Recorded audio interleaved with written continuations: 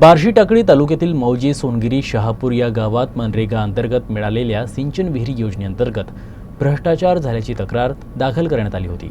त्यावर कोणत्याच प्रकारची कारवाई न केल्यानं अर्जदार गोपाल विश्वंभर ढोरे यांनी संबंधित यंत्रणेला आत्महत्येचा इशारा दिलाय।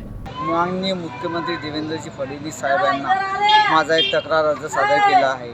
बार्शी टाकळी येथील तहसील कर्मचारी कैलास ढोरे तसेच तहसीलदार साहेब राजेश वजिरे तसेच गटविकास अधिकारी रविकांत पवार तसेच सचिव सोनगिरी यांनी JCBद्वारे रोजगार हमीच्या विहिरी खोदल्या आहेत।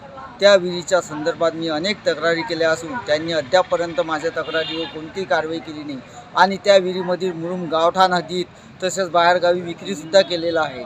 त्यामुळे मी माननीय नरेगा संदर्भात तक्रार दिलेली आहे व मला न्याय न मिळाल्यास माझ्या सर्व तक्रारीवर माझ्या जीवाला धमक्यासुद्धा यांनी दिलेल्या आहेत। त्याच्यावर जर मला न्याय न दिल्यास मी आत्मदहनाचा इशारा दिलेला आहे। आता पुढील कारवाई ही आपल्या पत्रकार बंधूंनी मला सहकार्य करावे ही आपणास विनंती। जय हिंद, जय महाराष्ट्र।